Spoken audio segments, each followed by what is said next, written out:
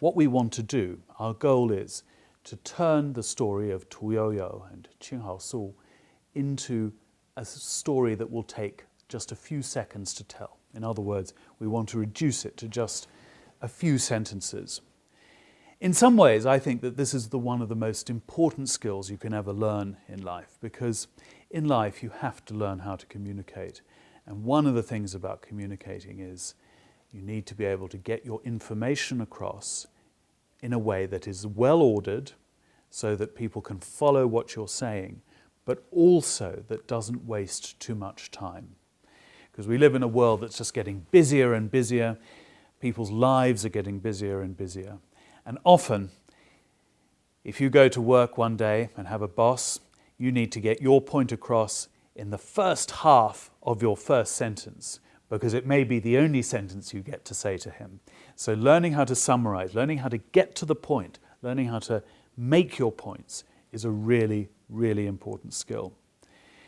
But also, it's a skill that will be very useful in your life outside of work and outside of school, because what we really hope is that through learning how to tell these Chinese stories in English, you'll be able to have much more interesting and in-depth communication with foreign friends, including your foreign teachers at school. But in the future, if you go abroad to study, you'll be able to communicate with foreign friends, and you'll be able to talk to foreign friends about some of the great achievements in China and be able to share with them stories that will show to your foreign friend what Chinese culture is all about, what the Chinese worldview comes from, and where Chinese values are formed.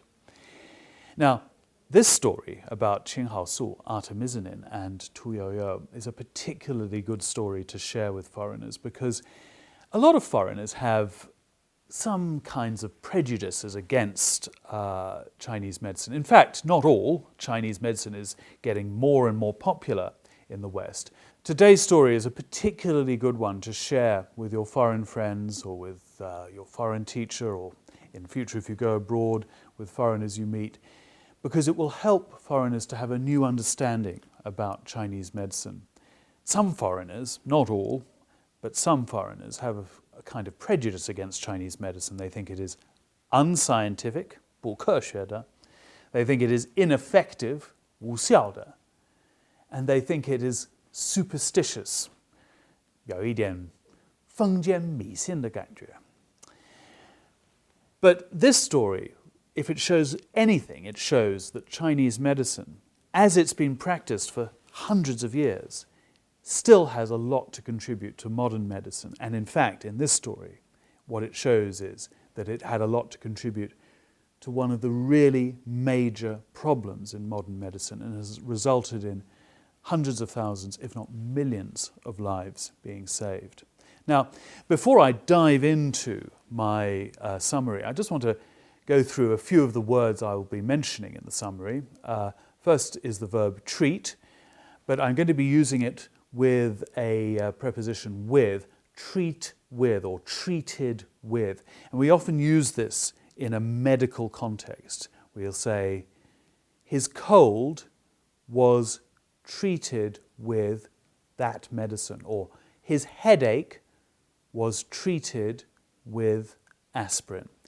Now, of course, the noun that comes from treat is treatment. So treatment in a medical context comes to mean a type of cure. It's almost like a synonym for cure. Another important word that's going to be coming up in this summary is the word strain. Now, strain in this context has the same meaning as kind or type, 就是种类. But we use the word strain particularly when we're talking about a particular type of a virus or a particular type of an illness. So strain 往往是跟病毒用在一起，是如果我们要说某一个病毒的种类，我们会说 strain， 一般我们不会说 type. Another important word here is a verb steep. And steep is when you put some kind of plant into water and leave it in the water for a long, long time. maybe with the water hot or with the water cold, and slowly the essences from that plant slowly permeate into the water. In fact, when we make tea, we are steeping. We don't often use the word steep in that context, but in fact, if you take some tea leaves, put it into water and add hot water, you are steeping the tea leaves. So the flavour and the colours from the tea leaves are going out into the water. And then a verb sort of related in this context to that is extract.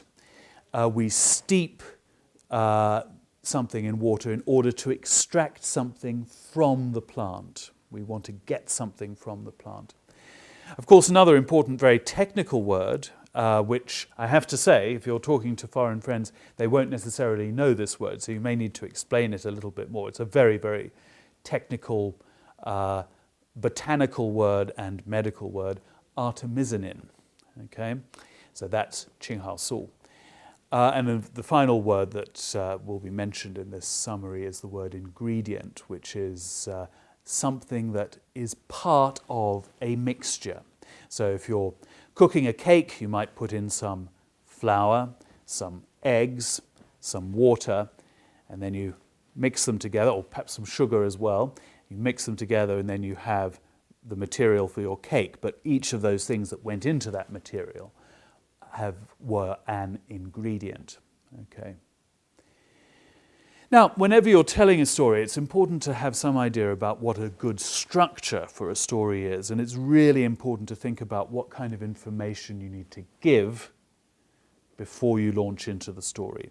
Often, a mistake that people make when they're trying to communicate with other people is that they know what they want to say, and they start saying it halfway through or even towards the end of the story, and then that just confuses the listener, because people often tend to forget what the listener might not know. So it's really important that you take a deep breath and think, okay, what facts does my listener need to know before they can understand this story? So that's what I've tried to do in the first sentence of this summary.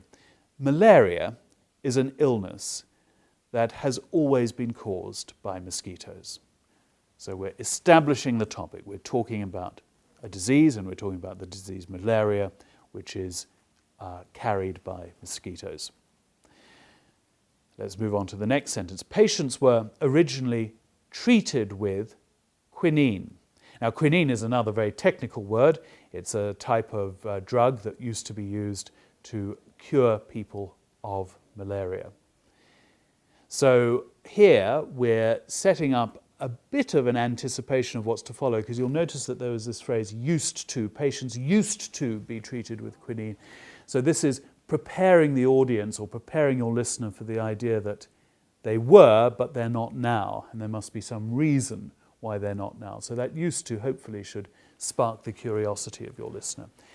And the answer as to why it's used to be treated and not are treated comes in the next sentence. However, in the 1960s, a new strain of malaria appeared, and quinine didn't work. So there's that word strain that I mentioned before, a new strain of malaria, a new type of malaria. So, and this is our next sentence, a new treatment was needed. So a new kind of cure, a new way to make people get cured of their malaria. Tu Youyou decided to start testing thousands of Chinese herbs to look for the new treatment. So finally we mention our 主人公, our main character, Tu Youyou. And in this sentence, we also establish something about her character as well, because we say that she started to look for thousands of herbs. She tested thousands and thousands of herbs. And one of the features of Tu Youyou, and one of the things we want people to understand with this story, is how persistent she was. She never gave up. In the end, she read a sentence from a book written by Ge Hong during the Jin dynasty. Now, in other classes, I've already explained what the meaning of dynasty means, and that's a really important word to know if you're ever talking about Chinese culture or Chinese history, because it's the word we always use to translate Chao Dai. So Jin dynasty is Jin Chao. It contained a sentence which said, steep artemisinin in water and extract the juice. Okay, so now let's read the next sentence. She realized it was saying cold water needed to be used to extract artemisinin, since hot water would damage the active ingredient. Now, I've introduced the word ingredient already, but now I've described the ingredient as, or an ingredient as, an active ingredient. Now, this is something that is often used in the field of pharmacology, and pharmacology is the study of medicine, study of drugs and medicine. And the active ingredient means the bit of the medicine that is actually the part that does the cure.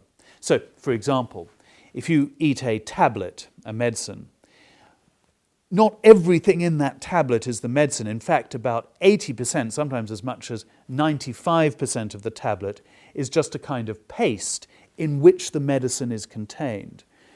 So the active ingredient is that part of the medicine that is actually doing the curing. Okay, now let's read that whole summary again, and you see how long it takes me to read it. Malaria is an illness that has always been caused by mosquitoes. Patients were originally treated with quinine. However, in the 1960s, a new strain of malaria appeared and quinine didn't work anymore. A new treatment was needed. Tuyoyo decided to start testing thousands of Chinese herbs to look for the new treatment. In the end, she read a sentence from a book written by Ge Hong during the Jin dynasty. It contained a sentence which said, "Steep artemisinin in water and extract the juice." She realized it was saying cold water needed to be used to extract artemisinin, since hot water would damage the active ingredient. Finally, she developed a new treatment from artemisinin for malaria. So, there you have it. In just a few seconds, we have encapsulated and summarized in concise, simple English the whole of the Tuyoyo story. And this I recommend you memorize, because in conversation with foreigners, or when you're talking to your foreign teacher, they're sure to be interested in the Tuyoyo story. She's the first female Chinese scientist to win a Nobel Prize, and she's also a person who made an immense contribution to modern medical health. But she also used resources and knowledge dating right back to nearly 2,000 years. So if foreigners ask you about Chinese medicine, or if they ask you about recent Chinese science or recent Chinese medical science, this is a perfect story with which to help them understand Chinese culture a little bit better. Okay, in the next class, my colleague Chen Hong will be taking you through the English text in some detail. But before I go, I'm just going to leave you with a few questions.